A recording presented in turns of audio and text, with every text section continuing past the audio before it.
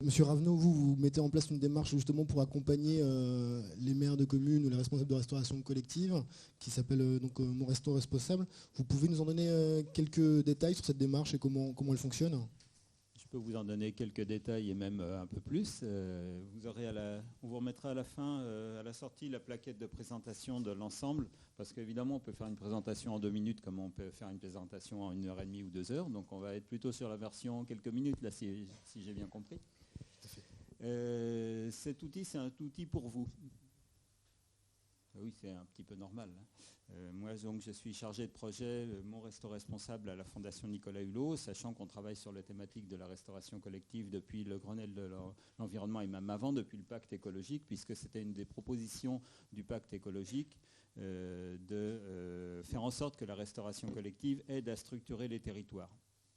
Ça nous semble un levier particulièrement important. Donc à la fois, moi j'ai une collègue qui travaille sur le lobby au niveau national pour faire avancer les lois qui n'avancent pas aussi vite, comme tu le disais, qu'on voudrait. Mais enfin bon, on continue à y travailler. Et d'autre part, on a une action de terrain qui est Mon Resto Responsable, qu'on a monté avec le réseau Restoco, réseau de restaurateurs en restauration collective, et tout un tas d'autres structures, parmi lesquels la FNAB, les FNCIVAM, etc. Bien d'autres, Interfel et autres. Du coup, cet outil, il est maintenant au point. On l'a testé pendant 1 an avec différentes formes de collectivités, des lycées, un lycée pilote. On a eu un restaurant interadministratif pilote également, une caisse des écoles, etc. Et un gros syndicat intercommunal, également une grosse cuisine centrale. Et maintenant, c'est au point. Alors en quoi ça consiste? Eh bien, c'est un outil qui est là pour garantir ceux qui souhaitent progresser. C'est pour ça que je dis que c'est pour vous, puisque j'ai l'impression que vous êtes là pour progresser, que si vous êtes là, vous êtes les bonnes personnes. C'est un outil qui présente un cadre général dans lequel, après, vous avez toute liberté pour progresser. C'est pour ça que je dirais qu'on n'est pas dans l'accompagnement, puisque l'accompagnement, c'est les structures locales, les associations locales notamment qui sont là, qui sont bien présentes, comme vous en l'occurrence, qui vont faire cet accompagnement. Nous, c'est déjà une grille de critères au niveau national qui a été définie avec l'ensemble des interprofessions, qui est maintenant accessible en ligne. Donc c'est un questionnaire d'auto-évaluation, c'est la première phase de la démarche. Avant de progresser, il faut peut-être déjà faire le point, regarder où on en est. Et c'est un questionnaire qu'on peut remplir en 1 heure, donc sur le site Mon Resto Responsable. Le responsable de cuisine ou l'intendant ou d'autres personnes peuvent remplir, voire en se mettant à plusieurs, mais cette grille de critères. Et après, il y a toute une démarche pour savoir quels engagements on prend et garantir ces engagements. C'est là-dessus que je vais rentrer un petit peu plus dans le détail. Déjà pour les critères, vous remarquerez qu'on a appelé ça Mon Resto Responsable et pas Mon Resto Bio. Évidemment, c'est pas qu'on est opposé au bio, bien loin s'en faut. On ne serait pas là sinon. Oui, puis on ne s'appellerait pas Fondation Nicolas Hulot pour la nature et l'homme non plus, je pense. Mais le bio, c'est un des critères, plus exactement le contenu de l'assiette, c'est un des critères, un des 12 axes de progrès qui ont été identifiés concernant le développement durable dans un restaurant. Si on vous parle formation du personnel, c'est du développement durable. Si on vous parle prix d'accès à la cantine, accès facilité pour les plus démunis, c'est du développement durable. Donc bien-être évidemment, à la fois des professionnels et des convives, c'est du développement durable.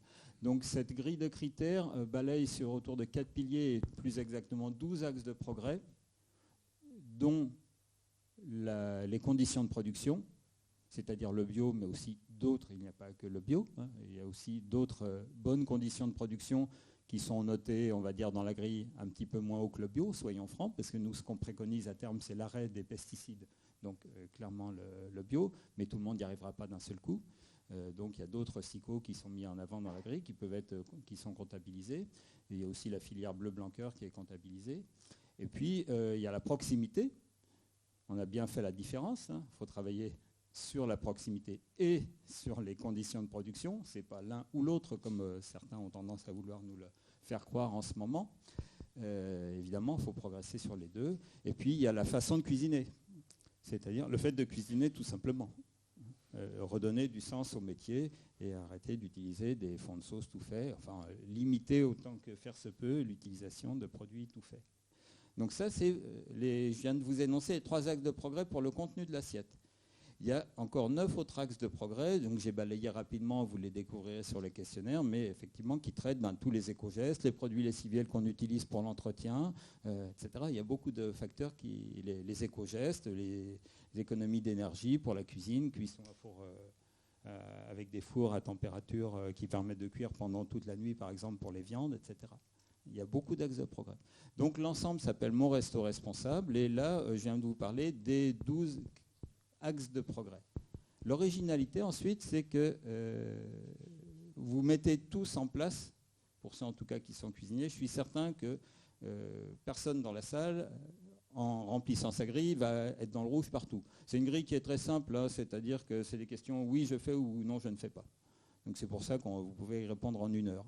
Et vous allez voir les jauges monter au fur et à mesure, passer du rouge, orange, jaune, vert.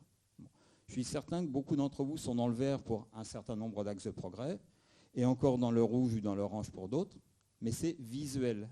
Ce qu'on voulait faire ressortir avec cet outil, déjà, cette évaluation, c'est que tout le monde comprenne, voit d'un seul coup d'œil, ait une vue d'ensemble partagée au niveau national, avec un outil commun à tout le monde, de là où il en est en termes de restauration collective responsable.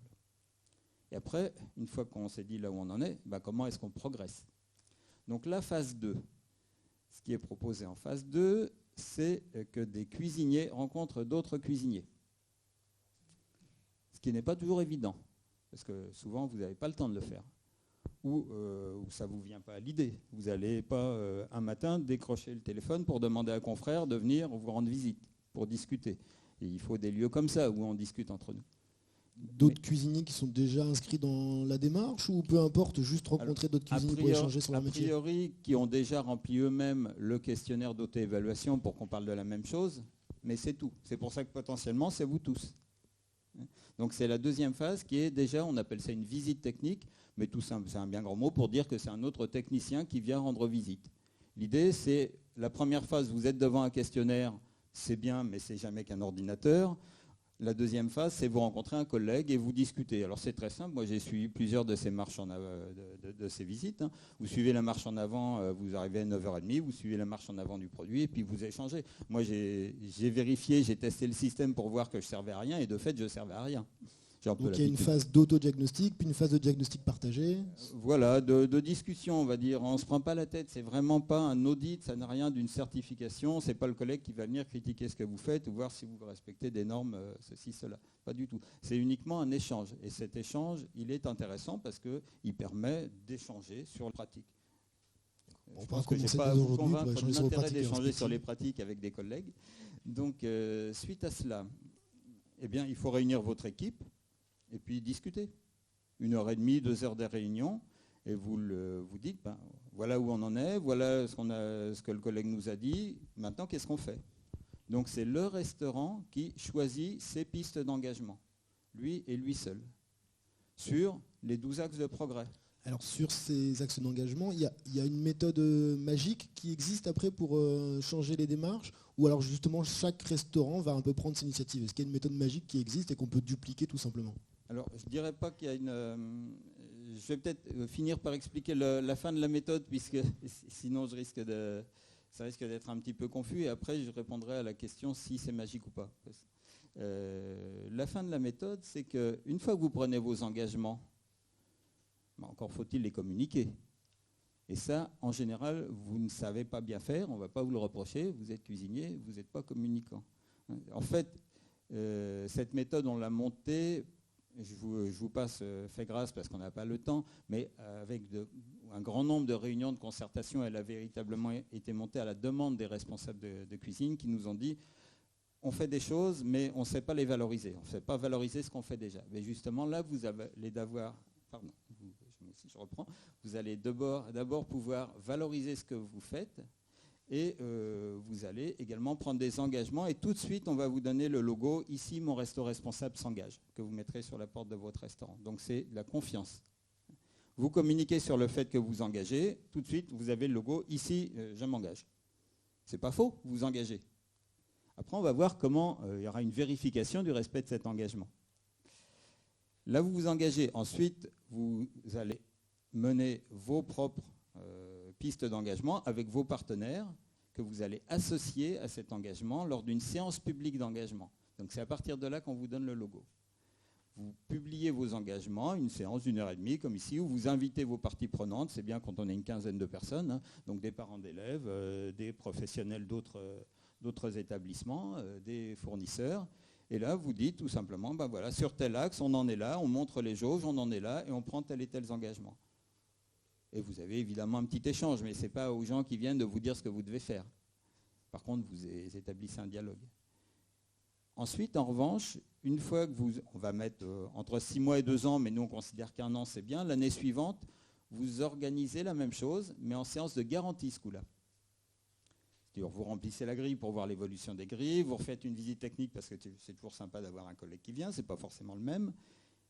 Et lors de la séance de garantie, vous dites, on en était là, on a pris tel engagement, voilà où on en est sur cet engagement, on a réussi à 100% ou pas, si on n'a pas bien réussi, ben on avait telle raison, vous discutez avec le public, et quand vous avez balayé l'ensemble de vos engagements, là il y a un vote. C'est ce qu'on appelle un système participatif de garantie. C'est une garantie citoyenne qui vous est apportée par vos parties prenantes. Donc c'est très novateur. Nature et Progrès qui fonctionne, c'est pratiquement les seuls à fonctionner de cette manière-là en France, avec un système participatif de garantie. Nous, à la Fondation Nicolas Hulot, ça nous intéressait beaucoup, évidemment, puisqu'on est pour augmenter la citoyenneté, la participation citoyenne. Et le vote, il est fait avec des règles qui sont plus des 3/4 au moins les 3/4 des votants qui garantissent. La question, c'est est-ce que je garantis? Oui, je garantis que le restaurant a réellement progressé de manière globale, ou non, je ne garantis pas. S'il y en a plus des 3/4 qui garantissent, vous avez la garantie pour 2 ans, entre la moitié et les 3/4 pour 1 an. Moins de la moitié, ben, évidemment, on retire le logo qu'on vous avait attribué, mais c'est un outil pour vous. Donc, ce n'est pas une punition. En fait, on vous le réattribuera dans 1 an si vos parties prenantes, l'année d'après, vous pouvez réorganiser une réunion et ils peuvent décider que, bah, oui, vous avez eu un peu plus de temps, mais vous avez respecté vos engagements.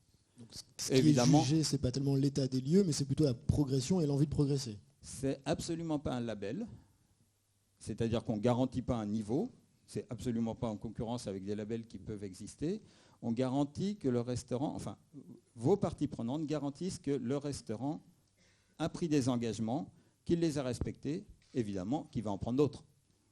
Donc on garantit la démarche de progrès. C'est pour ça que je dis que ça concerne absolument tout le monde. L'objectif, c'est que soit une démarche qui soit utilisée par tous les restaurants. Donc je reviens sur ma question. La démarche, elle n'est pas unique, il n'y a pas une formule magique, ou il y en a une justement que vous avez pu constater et qu'on peut dupliquer? Alors, il n'y a pas de formule magique. Déjà, on n'a pas pu constater puisqu'on a lancé au mois de juin, donc on n'a pas de retour d'expérience au-delà des tests qu'on a fait dans les restaurants pilotes. Mais de manière générale, on ne va pas tirer des enseignements tout de suite. Et évidemment, vous avez tendance à en posant la question est-ce qu'il y a une formule magique, vous êtes un petit peu comme moi, j'ai l'impression que vous êtes un petit peu provocateur, non?